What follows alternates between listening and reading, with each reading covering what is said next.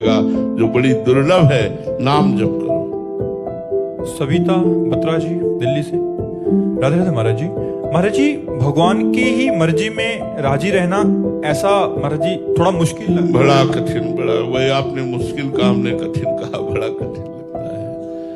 अपनी मर्जी को भगवान की मर्जी में मिला दे, क्या कहना है फिर उससे जैसा संत कहा है, उसके जैसा संत कहा है, जिसने हम राजी है उसी में जिसमें तेरी रजा है। ये बहुत बड़ी बात हो गई। ऐसा हो सकता है, कठिन है पर नामुमकिन नहीं, कठिन है।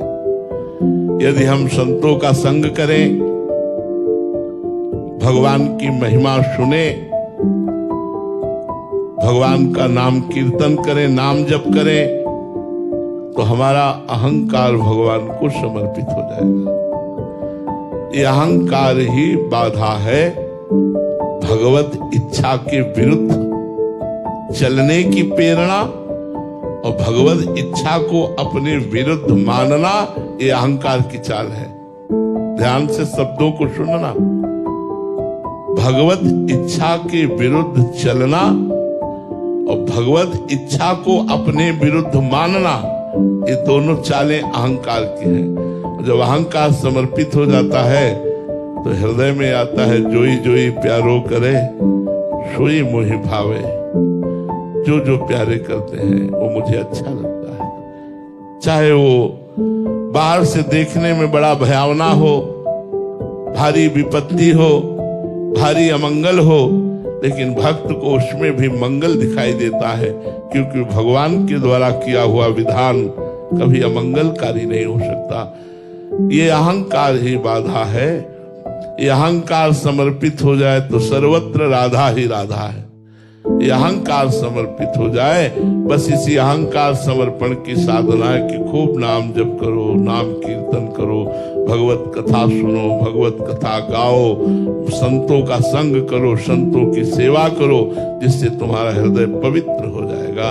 और पवित्र हृदय ही, निराभिमानी हृदय ही ज्यों ज्यों राखत हो त्यों त्यों रहियत हो हरि, ऐसा अनुभव करता है कि जैसे मुझे रख रहे हो मैं उसी में राजी हूँ, उसी में संतुष्ट हूँ।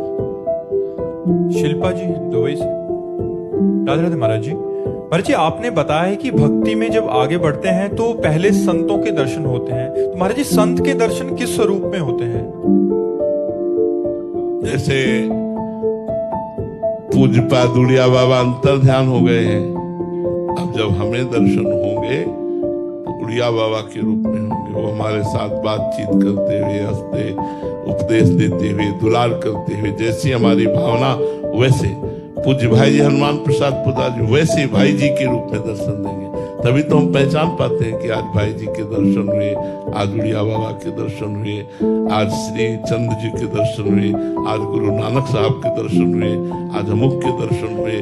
वो अपने पूर्व स्वरूप का ही दर्शन कराते हैं, क्योंकि अपने मुक्त स्वरूप का दर्शन कराए तो हम पहचान नहीं पाएंगे। जैसे भाई जी सहचरी बप्पू में आवे तो हम नहीं पहचान पाएंगे, लेकिन भाई जी के रूप में आएंगे तो पहचान लेंगे कि पूज्य भाई जी महाराज हैं। तो ऐसे ही बड़े बड़े संत पहले अपने स्वरूप में आते हैं, फिर यदि साधक की चाह हुई तो अपने नित्य स्वरूप का दर्शन करा देते हैं। वंशिका जी गुवाहाटी से।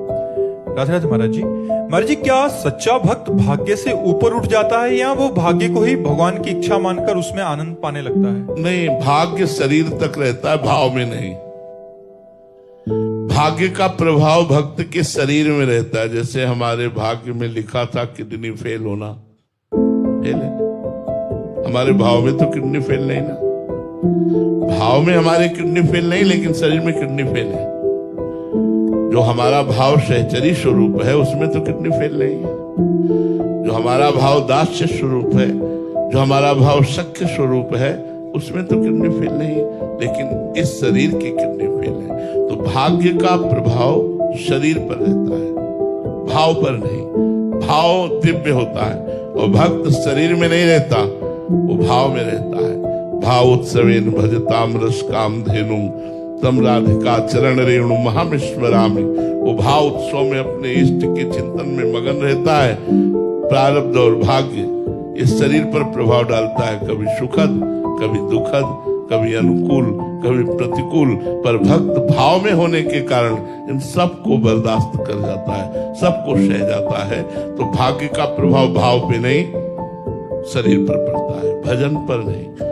भाग्य भजन पर नहीं, भजन से भाग्य बदलता है, भाग्य से भजन नहीं होता। भजन कृपा से होता है। हरि गुरु कृपा जब होती है तभी भजन में रति होती है। पूनम जी, साउथ अफ्रीका से। महाराज जी, भक्ति ज्यादा जरूरी है या सेवा? भक्ति करते करते सेवा छूट जाती है महाराज जी। भक्ति कैसे? जो सेवा छोड़वा दे, सेवा कोई तो भक्ति कहते हैं। अपने कर्तव्य का ठीक से पालन करते हुए भगवान का स्मरण करना, इसी का नाम भक्ति है। भक्ति का मतलब केवल अगरबत्ती, धूप बत्ती और आरती घुमाना नहीं है। भक्ति का मतलब है यदि युद्ध का अवसर है तो अर्जुन से भगवान आदेश कर रहे हैं अपने भक्त को, माम निस्मर युद्ध च, मेरा स्मरण कर और अपने कर्तव्य रूपी युद्ध का पालन कर। अर्जुन को उपदेश कर रहे हैं। तो मान लो कोई आर्मी में है, कोई ऐसे डिपार्टमेंट में है जहां उसको युद्ध करना है, जहां उसको मारना है, दंड देना है, तो ये उसकी भक्ति है। उसके लिए आरती भक्ति नहीं है। तो भक्ति का हम लोगों ने बहुत कमजोर स्वरूप समझ लिया है कि अगरबत्ती और आरती लगाया इसी से हम भक्त हो गए। भक्त का मतलब ऐसा नहीं है। भक्त का मतलब है सोने से जागने तक, जागने से सोने तक जितनी क्रियाएं हैं वो सब धर्म पूर्वक करूंगा। अपने देश के लिए, अपने धर्म के लिए मैं अपने प्राणों को बलिदान कर दूंगा। और नाम जप करते हुए धर्म पूर्वक चलता है, वो महान भक्त है। भक्ति को बहुत कमजोर मत समझाए। हम कह रहे कभी तुम मंदिर न जाओ, जाओ अच्छी बात है, लेकिन तुम्हें समय नहीं मिलता है मत जाओ। तुम्हें समय नहीं मिलता मत आरती करो। लेकिन जवान से राधा राधा नाम उच्चारण हो रहा, अपने कर्तव्य का पालन कर रहे हो, आपको भगवत प्राप्ति होगी। इस बात को समझना है। चाहे व्यापार हो, नौकरी हो, किसानी हो, जो भी आप कर्म कर रहे हो वो भगवान को समर्पित कीजिए, यत् करोषि, और नाम जप कीजिए, हो गई भक्ति। भक्ति को आप एक छोटे दायरे में मत बांधिए। ये छोटे दायरे में बांध दिया गया है कि थोड़ा इत्र, थोड़ा चंदन, थोड़ा इसी का नाम भक्ति नहीं। महान भक्त अर्जुन जैसा भक्त कौन होगा? भगवान के आदेश पर ऐसे ऐसे महापूजनीय लोगों का वध हुआ, पूजनीय लोगों का, जिन्होंने अंगुली पकड़ के अर्जुन को चलाना सिखाया, जिन्होंने प्रत्यंचा चढ़ाना सिखाया, द्रोणाचार्य, उन तक का वध करवा दिया अधर्म के पक्ष में होने पर। भक्ति को समझना पड़ेगा। भक्ति का अगर सही स्वरूप समझोगे तो सामने भगवान भी आ जाए, अगर विपक्ष में है तो हम उनको भी ललकार देंगे, उनसे भी लड़ जाएंगे। जैसे भीष्म पितामह जी ने तान तान के भगवान के शरीर पर बाण मारे, और भगवान के महाभागवत भक्त है। श्री कृष्ण भक्त होते हुए भी श्री कृष्ण को मारा बाणों के द्वारा। यह है भक्ति का असली स्वरूप। क्योंकि मैं आपका पर्सनल हूं, आपके आदेश का और आपके हुक्म को मैं नहीं टाल सकता।